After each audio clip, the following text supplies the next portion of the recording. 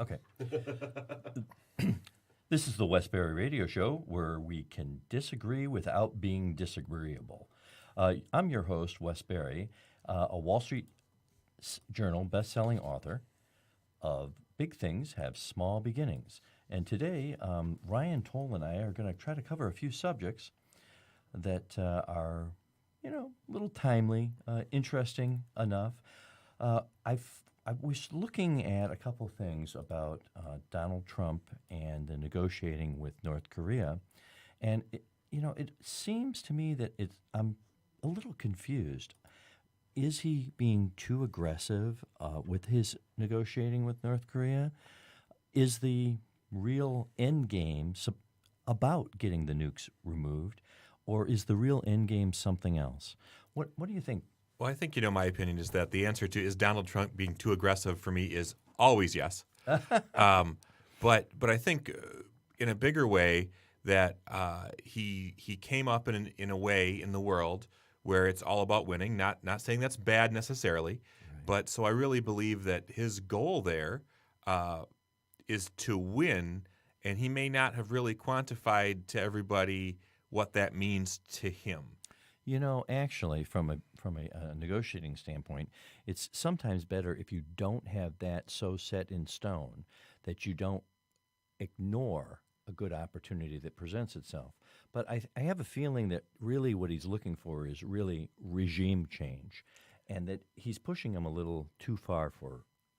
Well, I don't disagree. I would hope that it's been the goal of of the regime change for that family, for the previous Kim Jong whatever, Il and now Un. Is that the Right. I'm not versed, but I think that you have a guy there who probably, in my opinion, is the only guy that's even farther off his rocker than our current president, and I mean that sort of tongue in cheek.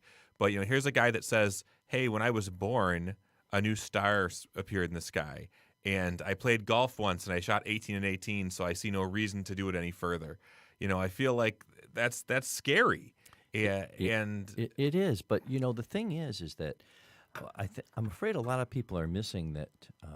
Really, an awful lot of shooting wars start as trade wars.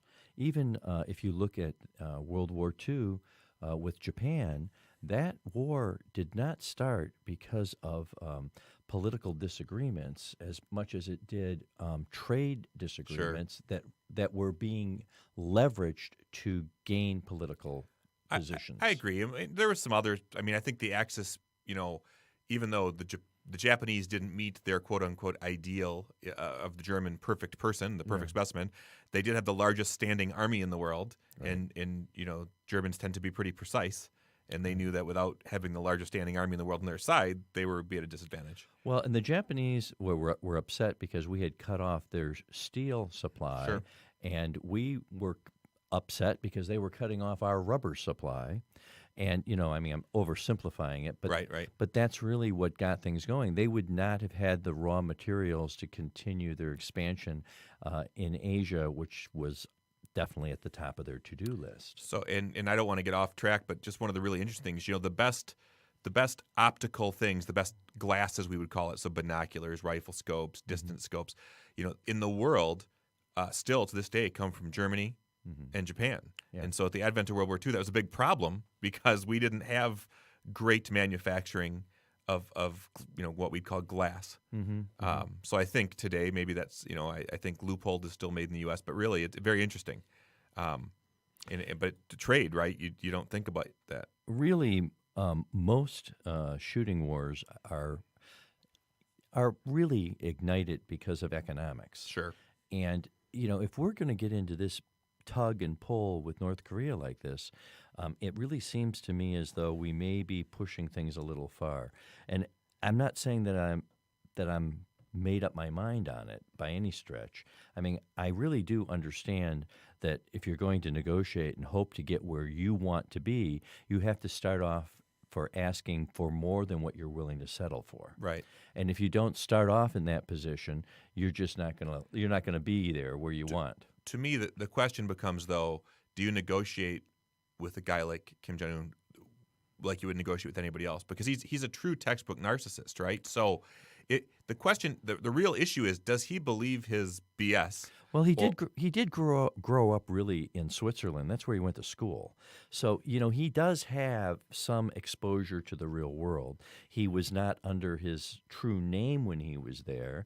And, he was a student, albeit a very exclusive boarding school where every student was probably treated as if he was the heir apparent to something. Right. But nonetheless, he does have that exposure, which does lend a little hope at least.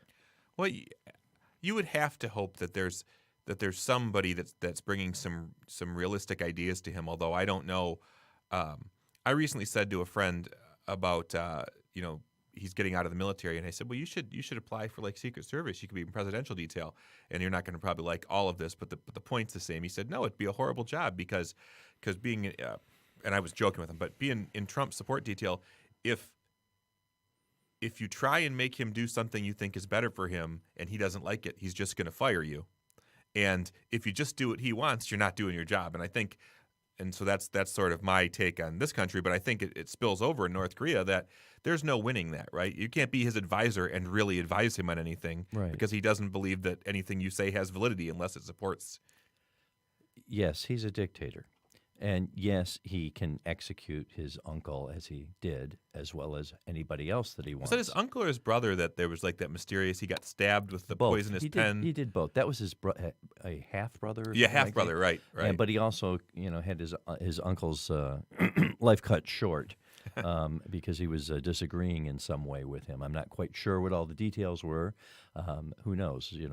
Maybe they had a long, festering feud. I don't know. So if you happen to be from North Korea and you're listening to this, I believe in North Korea wholeheartedly. And I don't know what you believe in them about, but I do understand. It's a wonderful country, and Wes is in disagreement with it. Well, it is. While we're talking about this, I was thinking about Dennis Rodman today, too. I forgot to scribble that down. Rodman. Can you believe the guy is involved in a shoplifting ring? No, That's crazy. So I have a real personal Dennis Rodman story. Okay. Years ago, I was a cashier for a grocery chain called Farmer Jack when I was in college that used to be in this market. And I had worked out this deal with them where I would work a double shift on Friday night. I'd work 1 to 9:30 in one shift and then come back at 11 and work 11 to 7:30. And then I could have Saturday day, night, and Sunday off. And in college, that was important. Sure. So on Friday. A lot of classes Saturday night and Sundays. Yeah, there are. Yeah. There were several classes in vodka and some rum. I understand. Different schnapps. Yeah. But in reality, so Dennis Rodman, this is 100% true. I did this just for a summer. And so in, let's say, the 12 Friday nights that I worked, 8 of those, he came in with a buddy of his. Either he had a Mustang convertible that was all customized with, the TVs in the back of the seats. Yeah. Before that was we were talking in the 90s, right? Right. Or he rode a Harley, and he had a buddy that would come with him. And he would buy a 12-pack of beer and a box of condoms. and then if he was riding his motorcycle, he would take the condoms out of the box and he'd put them in his boot. He'd wrap them around his leg in his boot. And that was his thing. And I mean, I sold him that. That is not an exaggeration that I sold him that 4 or 5 times in that time period. Well, and at that time, Dennis Rodman was on the Detroit Pistons. He was on the Pistons. And I think he was considered one of the Pistons' bad boys. Yeah, he was. He was. So, yeah, I get it, But so that was, and by super tall. That's, you don't realize how tall somebody is. I'm 6 foot, right? So you're like, he just made me feel really, really tiny. I hear you. But so he's friends with Kim Jong-un, right? They hang out. They're buddies, I don't know where that all stems from, but, I'm sure they share a beer once in a while. I hope they don't share condoms, but, whatever. I don't really fully get that whole thing with Dennis going over there. It doesn't seem to have made a lot of headway for us, but nonetheless, it is a worrisome situation that this sort of pressure could could lead to somebody acting out in an immature way. And I just, that could happen on either side. Well, that's true. And it's just downright scary, right? That we know he has nuclear capability. To what extent is gray, but we know that he does. and it's in my lifetime probably the first time that I've had real fear that there could be a nuclear launch, right? Like, really since the whole, denuclearization of Cuba, during Kennedy, I don't know that the country's felt the kind of level of perhaps some of the Middle East, right? As we talk, I think we're going to talk a little later about Iran, but Yeah. I tell you, there's some fear there, and I mean, who I think is really afraid is we talked about Japan earlier, but they could reach Japan with They fired over Japan. I don't know how that's not an act of war. The other thing about North Korea, and we want to try to wrap this up because we need to go to a break in just another minute or so, but, when we seize one of their ships and take it to our place, that's like really enforcing an embargo. right. And even if it's an embargo that the United Nations, decide it was all right, the reason why we didn't call the Bay of Pigs, the Cuban Missile Crisis an embargo and called it a Blockade, quarantine, yeah. is because an embargo has always been considered an act of war. And it's not a small issue. And I know that ship had already been toured someplace, but when we seized it, that's a very aggressive physical move in a conversation. Of course, they still have the Pueblo, I know, but nonetheless. Oh yeah, I forgot the Pueblo's still there from. Oh yeah, I mean, it's a big trophy. yeah, you can tour it, right? I don't know that you can, but I can't. But maybe I know you're a little left than Yeah, I am, well, so you're probably welcome there. But you didn't bring your little book today. no, I forgot my little red book. But I mean, really, but it can be toured, I guess, is my point. Yeah. Yeah. Well, let's go to a break right now. When we get back, we're going to be talking a little bit about how North Korea is being affected by China and how China is getting pulled into this whole thing, and a little bit about that embargo that just rolled out. But let's hear from our sponsors.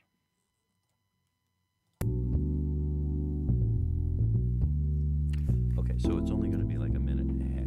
Okay. And then rather than like 6 minutes or 4 minutes or whatever that usually is, and then we'll go into this China nonsense if we can. I don't have a pedigree. I wasn't the result of careful breeding, so you won't see me at a pet store. But I do love belly rubs and long walks. I can learn tricks if you'll teach me. I may not be a showstopper, but I'd love to be a heartstopper. And I'd love a family if I had one. Come meet me at your local Humane Society. Visit humanesociety.org to learn more. Because of Shriners Hospitals for Children, I can play basketball.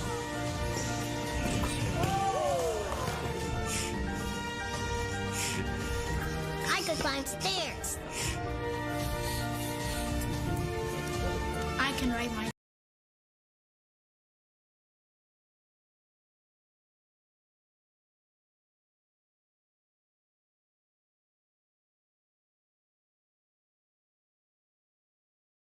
Masons Among So I Us, think I brought to paid you him by for it. Michigan Masons. Nickname Waz. He is an inventor, programmer, and technology entrepreneur who co-founded Apple. He is known as pioneer of the personal computer revolution of the 1970s and 80s, and he single-handedly developed the Apple I. His name, Steve Wozniak, a proud member of the Masonic fraternity. Brotherhood, fellowship, community. And now Be the a one that I'm Mason. going to- Go to wearethemasons.org to find out more. Yeah, I'm sure there's a bunch of clauses you weren't aware of. Oh, yeah. Welcome back. This is the Westbury Radio Show, and this is our People's Voice segment. I'm Westbury, and our spotlight today is moving into China a little bit. Ryan Toll is here with me, and, this whole thing with China, all this embargo stuff and, getting in each other's face about things, it's I realize that it's important, and I realize that we would like it resolved to our satisfaction. But I don't know whether it's possible for the Chinese to really go the full measure. And again, when you are negotiating, you usually ask for more than what you are willing to settle for. So I'm concerned that there may be first of all, I do believe that this is tied with North Korea. I think there's a piece that goes between the two. I don't disagree with that. Yeah, I mean, all of a sudden when Trump's having problems with China and the trade thing, and we're going to put down the hammer and raise the tariffs, what happens? Rocket Man fires one off. Yeah, well, there's got to be some connection there, right? It only seems, and I'm not convinced there isn't some connection to Russia there too. But I think we've benefited from the last couple of decades, maybe 3 decades, of really being the true world power, right? Right. Certainly economically so. Sure. And militarily enough respect to keep people from wanting to push too hard against us directly. Right. But I think that going head to head with China is a lot like we talked a little earlier about World War II. I think you're getting into that kind of territory, right? Where they need us economically, though. I think certainly. Yeah, but they have like a 50-year plan and a 100-year plan.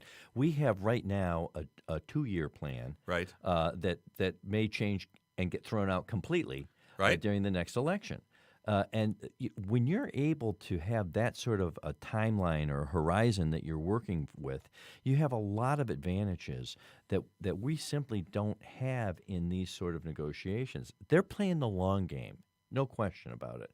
We're never playing the long game. We're always playing the short game. By the nature of how we are, I think. Absolutely. I don't disagree with that. Absolutely. And not that I believe that we need to be a monarchy or anything, but I think that the nature of how we were established as a country and how we work keeps you from having a set goal. Well, and I do understand, too, that's better for us because our lives are only so long. Right. So, and it's one thing to plan for how it's going to be in 50 years, but I don't think I'm going to be here. Well, and to be fair, you think if someone came to you today and said, far-reaching, let's just say, hey, Wes, I'm going to need everything you have right now, your house, cars, everything. But here's the deal. And we'll give you food and a place to live, but that's all you're going to have, subsistence level. But for your kids, they'll do really well. You're going to have a hard time following that. Well, even if I was willing to accept that sort of a proposition, which maybe I am, how do I know they're going to fulfill it? Well, I'm not going to be around to collect. Well, it turns out it's like when you have a militaristic government and they say, that's an ingenious idea. Yeah, don't worry, I'll pay you next week. Right, yeah. I don't know that that's a great plan. And I'm not sure that China is in a position where they really need to resolve things as quickly as we think they do. They can take a lot more hits than we do. Right. They're not going to get voted out of office. Right. And you're right. The political side, they don't feel. Right. The Chinese people may be penalized by a trade war. But the Chinese elites who run the frickin' country aren't going to be penalized by it. No. And they're not going to have civil unrest that they'll tolerate because they'll just call in some troops from some other province. Well, that's right. No, it'd be Tiananmen Square Part 2, right? They'll just roll some tanks through and that'll be the end of it. The thing about it is, that they do have other issues coming, and they may see some problems. Maybe not civil war, because to your point, the military's pretty, but. Now this is going to surprise you coming from me, but I saw Condoleezza Rice speak, and one of the things that she said was what isn't communicated a lot is that because they've had all of these population controls in place and because there's this that they tend to abandon or euthanize female babies, which that's not a discussion I think we all disagree with that. Right. But that their population is heavily male. And so they're going to actually have the reverse problem with population in the near future, where they're not going to have enough people, and they already are getting to the point where they don't have all of their economic might, so to speak, is based around the fact that they have no labor costs because they have a lot of people. Much like Russia in World War II, their defense was, we're just going to keep sending soldiers. I don't care how old they are. I don't care if they're armed. I don't care if they have uniforms. Right. Well, it's the same idea, and so that China faces that in the not too distant future.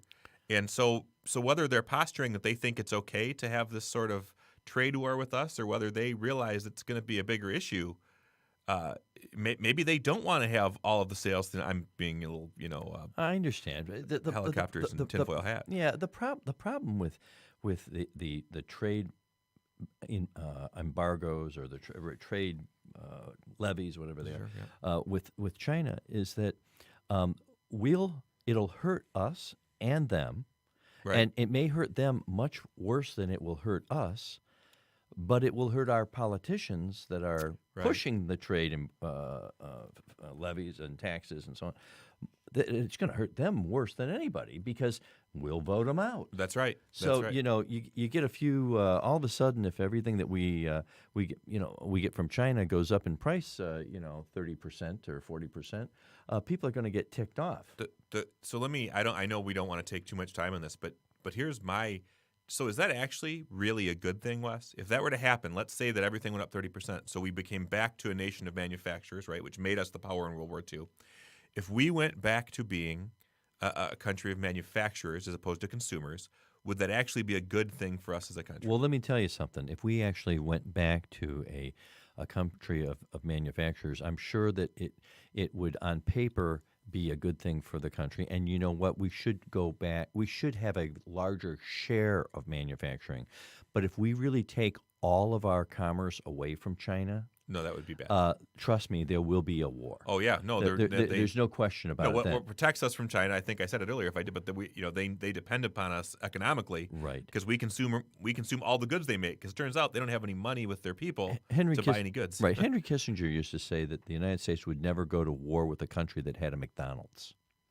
And what he was really saying is that when you have a commerce in twisted relationship with another country, if they hit you and they bleed too, and that's the reality of that situation.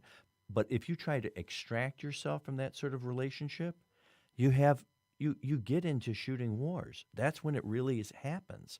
When we cut off steel and they can't manufacture, or they cut off rubber and we needed it, or whatever it is, when they have resources that we need, and right now we need their labor pool to be able to help provide the standard of living that we expect. But you're right, absolutely, they have to be able to accept our goods on the same level playing field. And this is odd. This is the sort of thing that you can expect when you're dealing with a communist country, a totalitarian country. Yeah, they're subsidizing everything. Half of the businesses in China that we do business with are owned in large part by the People's Republican Army. Right. So what the heck is that about? So when we buy that, whatever it is, it's supporting their military infrastructure to an extent. Now, that makes it very confusing. And it's also, I have some relatives who are Chinese, and I have some relatives that come over from China that we talk to sometimes.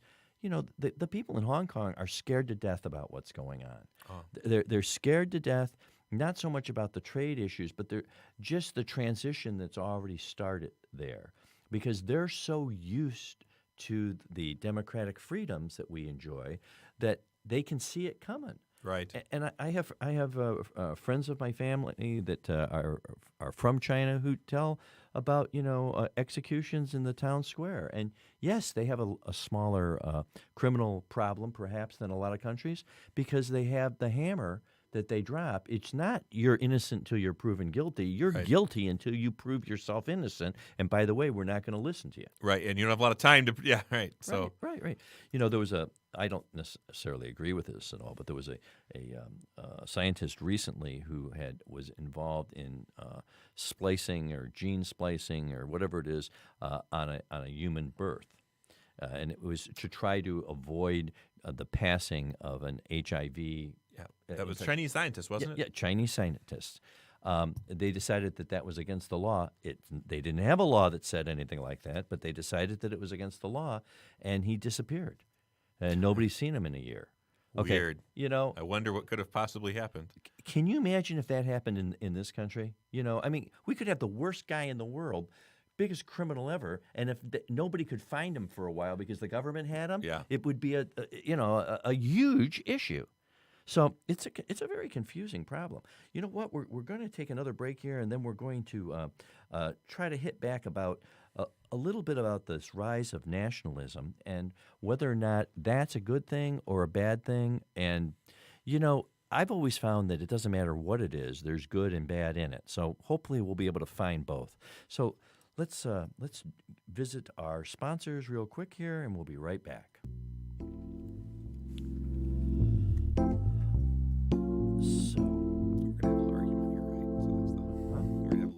This is Brad Paisley. How does a good boy become a good man? DMLA believes that it takes good friends, good activities, and good role models. DMLA is the only nonprofit youth organization where young men decide on the activities, plan them, and carry them out. But it takes adult volunteers to be the role models that steer them in the right direction. A celebrity isn't necessarily a role model. A role model is a caring, concerned adult like you. To learn more, call 1-800-DEMOLAY or visit them on the web at DMLA.org. Optimus volunteers contribute time and money to programs that inspire and bring out the best in kids. Optimus give leadership, guidance, and hands-on involvement to activities that shape young people's lives. Optimus help form positive attitudes in kids, and Optimus create opportunities for youth as they develop into adulthood and become role models for future generations. Optimists are doing all these things right here, right now. Masons Among Us, brought to you by Michigan Masons. I'm going to start using that. Listed at 7'1" and weighing 325 pounds, he was one of the heaviest players ever to play in the NBA. He won 4 NBA championships and numerous MVP awards in his 19-year career and is currently a basketball TV analyst. His name, Shaquille Shaq O'Neal, a proud member of the Masonic fraternity. Brotherhood, fellowship, community. Be a Mason. Go to wearethemasons.org to find out more.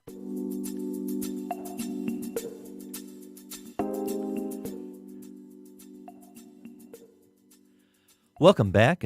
I'm Wes Berry, and we're into our People's Voice segment here. I'm with Ryan Toll, and we're moving our spotlight a little bit to the right, and we're wondering about the rise in nationalism, and not just the rise in nationalism in this country. But, you know, I saw a great hat the other day. It said, "Make Britain Great Again." I thought to myself, now, isn't that an interesting hat? I don't know. I think that nationalism is one of those things that it depends what your definition of it is. You know, my definition is that, you know, you're going to put your country and the people in your country and your things first in your, you know, evaluation of a situation. So all things being equal on a purchase, and one item is being manufactured in China and the other one's being manufactured here. And if all things are equal on it, well, I'm going to buy the one that's manufactured here. On the other hand, if I'm going to save a buck on the one from China, I'm probably going to put myself first and my own economic well-being first and pick up the one that's from China. I think that's human nature. And I also think it's human nature to want to support your family and your community and your country. But I know that there's another piece of it. And the other piece of it is when nationalism winds up being a code word for being bigoted or white supremacist or whatever you want to call it. And then when you say, "Oh, I want to make it great again. I want to make it like it was," does that mean you want to make it like pre-civil rights America? Well, I think that's the fear. I think that is the fear. I don't think it's a rational fear, but I think it's the fear. Well, I do think it's rational, though. I mean, I think it's real, and I'm not saying you or you know, my other friends who happen to be conservative necessarily feel that way. I certainly know you not to be somebody who's bigoted, and that's big of you to say. Yeah, no, I mean I know that, Wes. I mean, that's not a but I do know that there are people out there that their view is that they want everything here to be Christian based. They want it to they believe there is no racism or no exclusionism of other races, which is simply not true in my eyes. We've talked about this before on the show, and even back when we were on the radio, we talked about it a bit, that, you know, one of the reasons that there was nobody crying to build a wall between Canada and the U.S. is because the people in Canada happen to be white, and the people coming from Mexico happen to have brown skin. And I think that's the part of nationalism that is out there today. And I believe that a lot of people interpret it that way. But, you know, you don't put a patch where there isn't a leak. You know, if your roof is leaking, and you decide to re-roof the whole roof, maybe that's because you can see that the rest of it's going. But if you've only got a leak on one side, you're going to patch one piece of the roof. Sure, but so it's a straw man argument, in my opinion, to say, why are you willing to put a wall up down here where all these people are coming in, but you're not willing to put a wall up over here where no one's coming in? Well, I don't think no one's coming in. I think we did look the statistics up, and I concede that there was more quote-unquote illegal immigration coming through the southern border. More than 500 million people so far this year, and the year is just getting started. I can't. And last year it was 300 and some thousand. I don't think that's true. I don't think there's more people that want to come to the country in our current administration than wanted to before. I don't think it's a welcoming place to be. I just need a fact check quick. You just said 500 million. Right. That's more than the population of this country. You know what? I did say that wrong. It's 500,000. I'm sorry.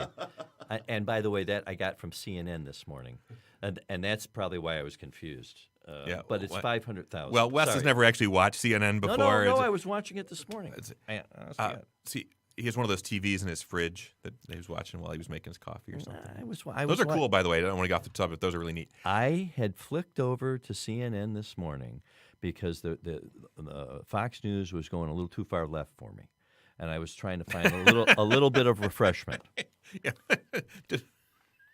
But anyway, Wes is funny, folks. If you don't know that, Wes is a funny guy. So listen though, I think the problem is that nationalism has become a code word, not just for bigotry, but for us not doing our part as the leader of the free world, of the Western world.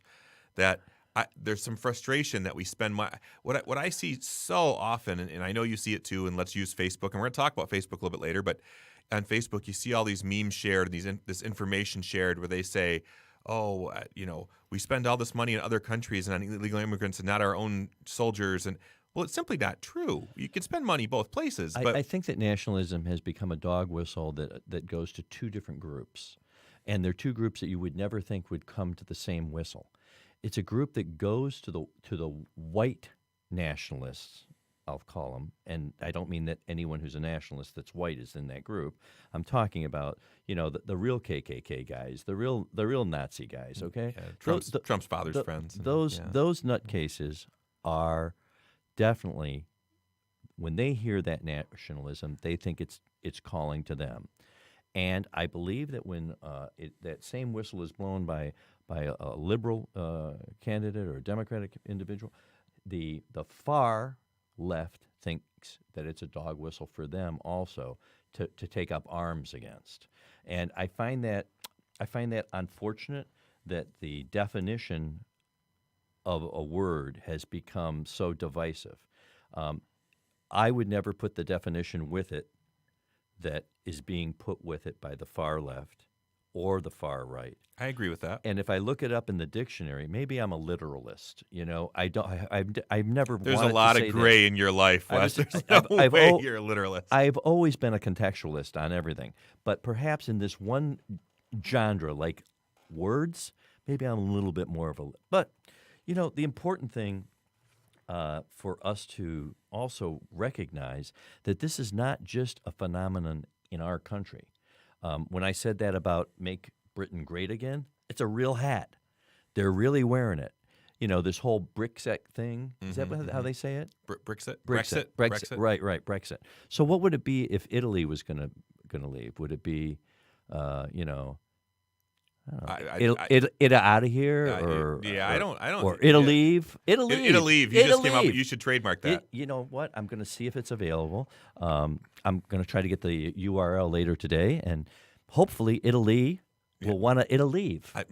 Now I don't want to derail us, but did you see where someone bought the www Trump Hotels URL, and then they posted all of the immigrants being held. Trump Hotel. It was very humorous.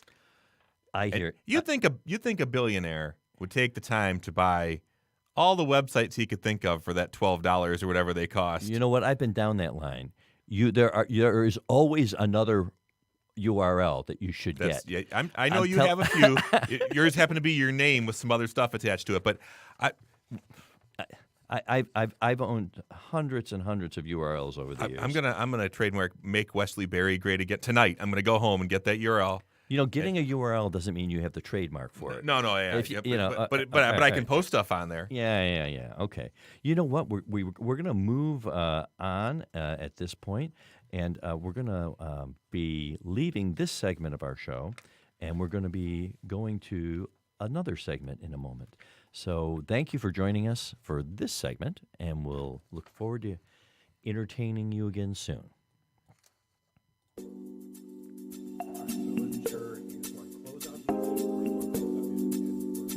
No, you can just do the close-out music, and then I'll do the. When we get done, I'm going to need this cut in half. You know what I mean? No, I want to get two. One with it together, one with them. I'll talk to you about it afterwards. But so as soon as you tell me, I'll start the hello for the other one.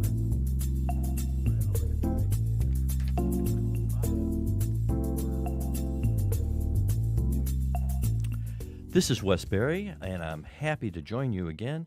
I'm here with Ryan Toll, and we're going to be visiting our segment on success, the Success Factor segment. By the way, I've recently authored a book called Big Things Have Small Beginnings, which is a Wall Street Journal bestseller. It was number 8 on the Wall Street Journal list. I was also on the Barnes & Noble list. I was number 2 in their top 5, right between Howard Stern and Michelle Obama. I think that I was put there to make sure that they didn't fight with each other. Like at school when you put somebody in between. I think that's why I was there. But I'd like to think that. Actually, I'd rather think that people bought my book. But if you're lucky, that's the reason. Yeah. So, Ryan, we've been talking about a lot of things over the last few weeks, and is Mark Zuckerberg too much of a powerful individual, not only in our society, but in the world? He's got Instagram, that WhatsApp, which is really big. Might not be big around here, but it's really big. They got 1 billion users on that. And as I understood, they have 2.4 billion people on their different platforms between Instagram, Facebook, WhatsApp, and also using their messenger service. I think the messenger service is really lumped in with the Facebook part of things. Facebook. But nonetheless, he's got a lot of control there, and really, should his company be his company, or should it be broken up? Is it wrong for one person? I looked on. I did a few Google searches about most powerful people in the world, and Mark Zuckerberg came up in the top 10 numerous times. In the most recent one I saw, I don't know that he was right there, but Bill Gates was up there. But when you think about Bill Gates, he's not hands-on making the decisions. He's a philanthropist now, pretty much. He's I'm sure if he wants to have something done, he gets involved. Sure. But the reality of it is success. Can you have too much success in this world, in this country? Everybody is out there wants to be successful in what they're doing and what they're undertaking, and in business, whether it's in business or in life or wherever it is. Success is something people want, and it's an innate drive in the human species to want to, be successful. It's that greed is good thing. Well, and to some extent, maybe it is, right? It drives people. Well, Gordon Gekko says it's if Gordon Gekko says it's good. But I think when you get to, we talked about this a little bit earlier, but so Zuckerberg owns 60% of Facebook, right? So he can't be overridden by the board, right? So we talked about that. But you look at guys out there as an example. So Steve Jobs, right? Apple fired him from the company he founded. Yeah. And I think maybe a guy like Zuckerberg is looking and saying, I'm not going to allow that to happen to me. I'm going to control the destiny of this organization. Well, I understand, but even the Prime Minister of England or the President of the United States or whatever the guy is in Canada, he has to deal with a legislature. Sure. He has to deal with a court system. He has to deal with the laws of his institution that he's at the head of. Well, but Mark Zuckerberg doesn't have to. Well, but he has to deal with the laws of the FCC. He has to deal with those laws. I mean, he's still governed by laws. He just But the law, and that's true, but the laws are antiquated for the type of social media structure that exists today. They're not built for the environment that currently exists. And one of the solutions about the situation is whether or not the Federal Communications Commission should take a more active role in oversight of Facebook, which makes some sense. But the real question is, he created this industry. So he made it. He did. He invented it. And when you really come up with it, you make it from the beginning and the whole thing. Is it yours, or should the government be able to take it away from you? We should get some Make Facebook Great Again hats. I don't know. It's confusing. Well, I think it is confusing. I think there's probably no cut and dry piece to it. I think the irony is most of the people that would be involved in making laws governing Facebook in Congress have no idea how Facebook really works or what it is as a social tool, right? I agree. But the point becomes is that if there were podcasts 100 years ago, we'd have probably had this conversation about Henry Ford, right? Does this guy is one of the most powerful magnates in the country have too much power? He did also happen to be a socialist, by the way. Well, I'm glad you're bringing up Henry Ford on this, because Henry Ford was prohibited by the Automobile Association to manufacture cars. He didn't have the licensing from them. And he had to sue, he was sued rather, by the Automobile Manufacturers Association that didn't want him to make automobiles because they owned the patent on it. And he won his case and broke that monopoly that organization had, allowing him to make automobiles. And that was a big deal.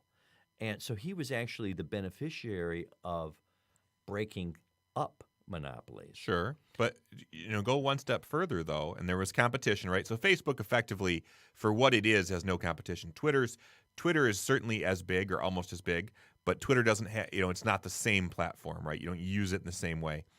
But if you look at, Henry Ford also believed he was just going to build the Model T forever, and he wasn't going to add hydraulic brakes, and he wasn't going to add any safety features beyond what he had, because he believed that what he built was what the public needed. Right. And so his own son, Edsel Ford, is the one that said, no, we have to build the Model A. We have to do these things. We have to add hydraulic brake. Dodge was already doing that. And there's famous conversations between him and one of the Dodge brothers where he was like, hey, hydraulic brakes, There was competition for him. Right. There is no real competition. Now, maybe we should start a social media platform, Wes. Well, and what you're saying is true, and that's one of the things that the right or the more conservative usually says is that, hey, look, in given time, there will be a competitor that will emerge and challenge the veracity of the dominance that Facebook has.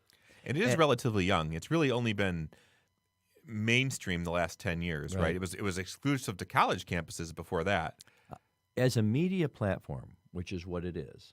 And by the way, the only reason why it isn't already being regulated heavily is that Facebook doesn't charge people to use it. Right.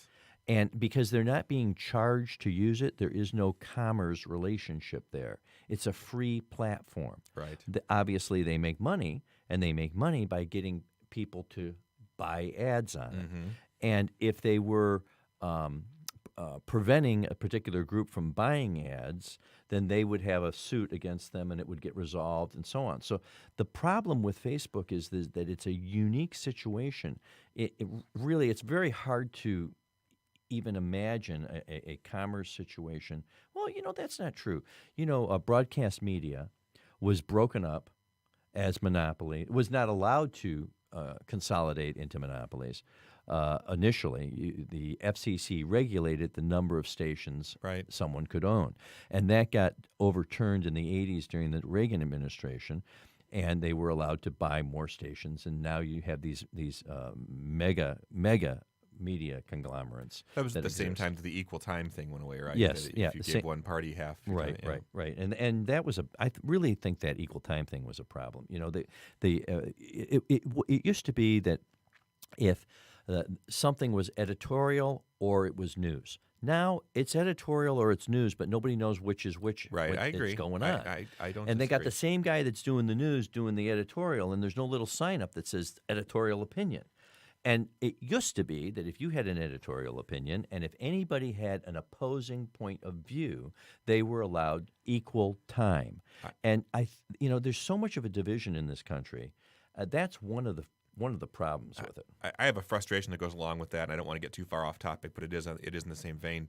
Have you seen, I don't know what print media you read or if you read any print media, but if you read any like automotive magazines or even, what we've talked before, I collect some firearms magazines, there are actually advertising editorials, like editorials they call them, right? Where it's an article written by the manufacturer of that product. Advertorial, yes.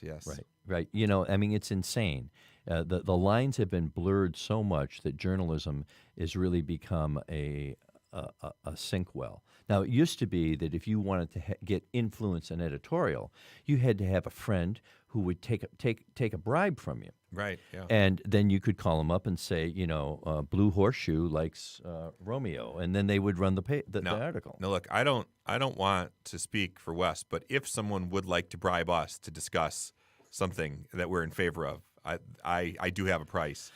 And well, I don't feel that way at all. I would never accept a bribe. I would want it to be done properly as a political donation. Oh, that's fair. Right. Yeah. Let's take a break here, and when we get back, I think it would be interesting to talk about Chris Hughes, who was one of the co-founders of Facebook, who is calling for the breakup or regulatory involvement of Facebook. He's probably lost at least one friend over that recent New York Times editorial. But let's go to those sponsors. I think we're running a little bit out of time. Yeah, For the Optimist Club, this is spot number one, radio 30 seconds. Break, and then we'll go into these other two. What's a kid's future worth to you? Could you find an hour or two to help a kid grow up positively? That's all it takes when you're an optimist. We're role models, mentors, leaders, and friends to kids who want to do well. You can lend them a helping hand by volunteering your time for activities and programs that make a positive difference in the lives of young people. If you care about kids, the time to act is here and now. Become an optimist and bring out the best in kids. Yeah, Knucklehead was in there. That's what Hello, my name is Caleb, and this is my friend Brandon Gallagher. When I first started playing hockey, people always told me I was too small, but I never let that stop me. They say that about me too. But here at the Shriners Hospital for Children, kids like me with orthopedic conditions get the best care. That's right. This is a place of hope, where kids learn that they can achieve their dreams. To learn more and support Shriners Hospital for Children, call or go online today. Pam from St. Clair Shores. What is Rotary? We're a network of people like you. In fact, we're the original social network. More than 1 million of us live just about everywhere you can think of. And we mean everywhere. We get together to exchange ideas, grow our businesses, and make new friends. We volunteer to help our own communities or someone else's. We're right around the corner. Come join us. The name is Rotary. Rotary International. Welcome back. This is Wes Berry, and we're in our Success Factor segment. We've been talking a little bit about what's going on with Facebook and government involvement. And, success is an important thing. It's part of the human drive, but can someone or something be too successful? And who has the right to decide? It's a confusing area, and I am usually further right on these sort of things. You've been kind of left today a little bit, but Wes. It's a little confusing. Feeling to okay? Me. Well, it's confusing to me because I do believe in a free market and that the free market will eventually sort itself out on this, but I don't know if it'll sort itself out in my lifetime. And I don't know whether or not I really feel comfortable with a far-left Mark Zuckerberg running Facebook, And it doesn't matter whether it's Facebook or anything else. There's a real problem in this country about the way news is shared. And the news has become so fixed on one side or the other. You can't watch CNN and be listening to a presidential debate, for example, and switch the channel to Fox News. You don't even think you're listening to the same conversation. Like, it's You're not right. even the same subject. No, it's like two completely different worlds. And there's just not the right uniformity. And, it sounds like I'm saying people should all conform. Well, they have to have an identity for who you are, an identity for who your family is, an identity for where you work or whether or not which football team you root for. Right. I mean, those things are fundamental to society's mortar that sort of cements this together. Right. And it's confusing because we don't seem to have that anymore. You doing all right there? No, my chair broke there. Yeah, hey, I caught it with my leg. Very well done. Very No, well done. So I don't know that Mark Zuckerberg should have all the decisions on this, and even his business partner, who was a co-founder, Chris Hughes, doesn't think that Facebook should be allowed to continue in its current manifestation. I feel like if Hughes still owned 51% or 49%, he would think Facebook should continue if there was financial benefit for him. But I think because there's no benefit to him, he doesn't think it should continue. Well, it doesn't mean that there'll be less financial benefit for those owners. It really doesn't mean that. When John D. Rockefeller owned Standard Oil and they broke Standard Oil up, he became more wealthy as a result of the breakup. It was a situation where the parts were more valuable than the whole because all of a sudden there became competition between different oil companies, right. And that competition drove up volume and sales. And by the way, J.D. Rockefeller, he took gasoline to market. Nobody knew what to do with gasoline. It was just being burnt off. It wasn't used in combustion engines.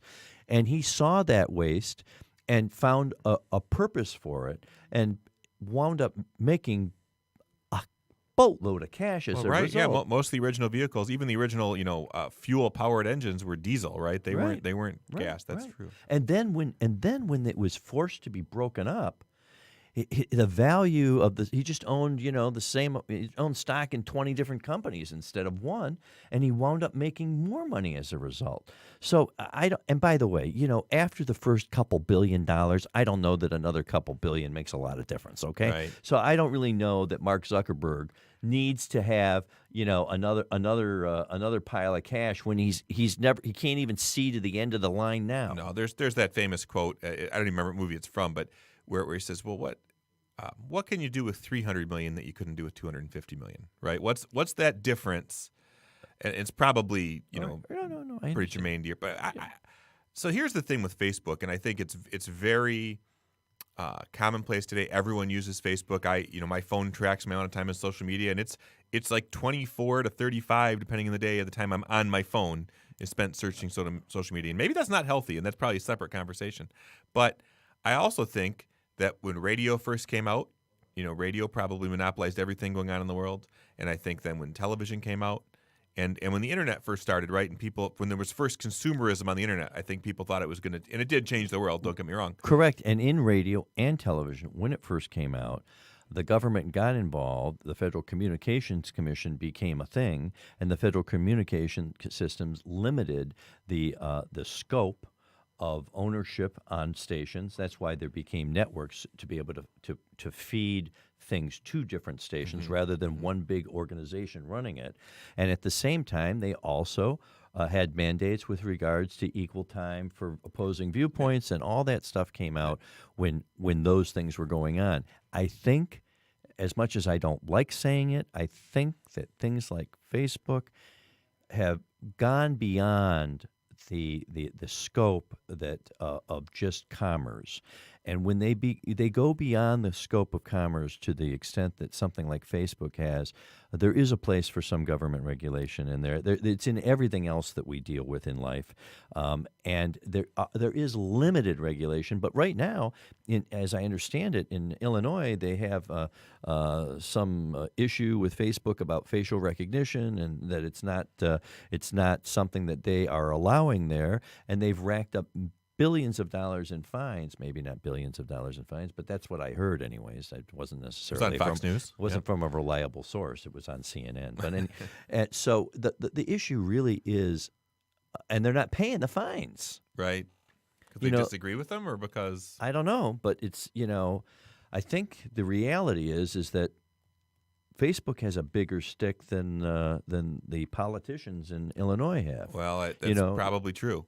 I mean, I think I remember maybe it was Uber. I think maybe it was Uber that was worried about regulation getting out there and limiting how. Well, they knew they were breaking the law in the first place, right. Uber, because you had to have a taxi medallion to do this stuff, but they sent out stuff to everybody that had an Uber app and said, "Hey, write your congressman or write your state senator or whatever it is." He's got a bigger megaphone. There used to be an expression that you never want to get in an argument with someone who buys ink by the barrel. Yeah, that's a fair statement. It's a fair statement. It had to do with newspapers. It had to do with if you got on the wrong side of the owner of a big newspaper, you were going to be in trouble. Hearst, right? Yeah. And that's part of the reason why newspaper monopolies became not allowed. So, and then they came after we solved that problem by breaking them up. Then we waited long enough that we forgot, and then we allowed the same type of monopolies to emerge again. And I really think that there's too much to Facebook. So I don't actually disagree with you, I think. But you have to remember there was another platform. There was MySpace, which was basically the same application. But Zuckerberg just did it a little differently. I understand. He did it much better. The thing is that it used to be that a compulsory military service brought people together and homogenized everybody to get along with each other. Mm-hmm. We don't have that anymore. Some countries have a compulsory service program that brings everybody together. Then maybe they're working in something equivalent to the Peace Corps or whatever it is. Right. Israel. And it puts them together so that we have that social identity. Our social identity now in this country really is the social media platforms that we engage on. Even my wife, is going around taking pictures of stuff all the time and posting it. And, come on.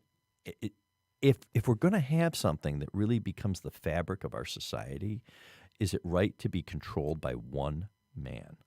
One man. So I got to be honest with you. I agree that it should not be. So just my couple of editorial comments to that. One is, just for future reference for everybody, if you're going to choose to follow or be friends with Wes or his wife, choose his wife. She's much more charming and much more interesting. But secondarily, I think you are correct in that having one man, regardless of his view, left or right, whether I agree with what he thinks or doesn't think, it's scary when one man has seemingly all the power. But I'm not sure that Zuckerberg has the power that it would infer, right? Facebook doesn't control the message. They're just how the message gets out. That's true. However, if you've done any marketing on Facebook, you'll find that they disapprove ads all the time for arbitrary reasons. And if you decide to post an ad that's political, they disapprove you because you have to go through a different process to be authorized for that. So they don't want to be political? And it takes forever to get approved. That's if you want to run an ad. See, the ads are different than the free content, and the free content is almost impossible to get to go viral anymore. You have to do the paid content, and the paid content, they have all sorts of arbitrary decisions on what they'll allow and what they won't allow, and really, it doesn't matter whether they're doing anything wrong or not. If it is a situation that allows for misuse to occur, then that situation shouldn't be allowed. In business, you always want to have two-person integrity, for example, on things that involve money or inventory or things of that nature. And the reason why you want two-person integrity, and then you have to rotate it as well, is you don't want one person to be put in a position where he can make the decisions all the time, because if he can do that, then eventually corruption will find its way in. I agree with you, but I think that to simplify a little bit, I'm going to use a movie there's a movie called TV show called Firefly, and it had a movie that spun off called Serenity. And one of the guys in that, his job was he like tracked all of the signals in the world, and he just went through data, and one of his important lines, he's actually murdered but he says, well, you can't stop the signal. Well, I think it's the same thing with you in the internet age. You can't stop the way social media works, be it with Twitter, be it with Facebook, be it with whatever. So if you heavily regulate Facebook, you just create an opening for whatever the next thing is. You don't stop the problem. You stop the way in which the signal, so to speak, is getting out. It's a confusing issue. It's complicated, and it's odd that I would find myself not on the side of free markets on this particular issue, but we need to have, I believe, a less. The decision has to be less about one person involved on these things. And I think that we're going to see some federal communication initiatives that are from their commission that are going to limit some of the discretionary decision making on social media platforms. And if not, I don't know that breaking it up really works. But when they broke up the phone companies in the United States, what they did is they left the infrastructure in place.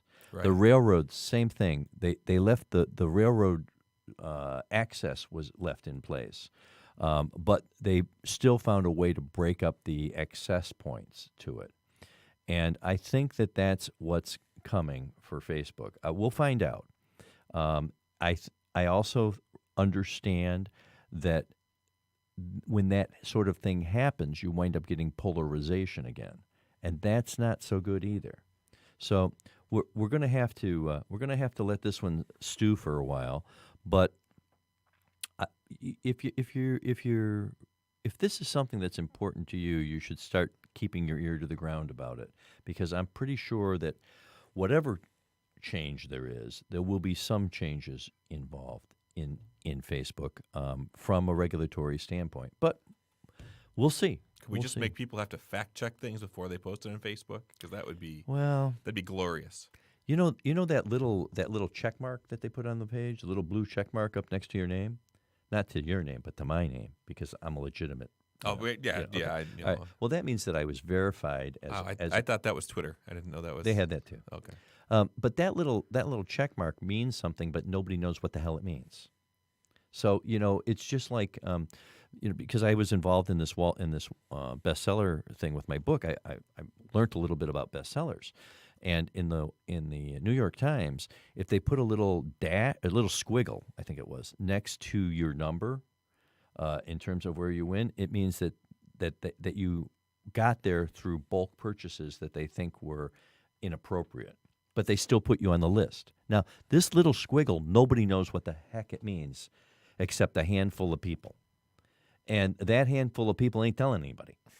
So, this whole, it's like the warning on a pack of cigarettes. It's in big letters even, or I think it is, but nobody pays attention to it. Right.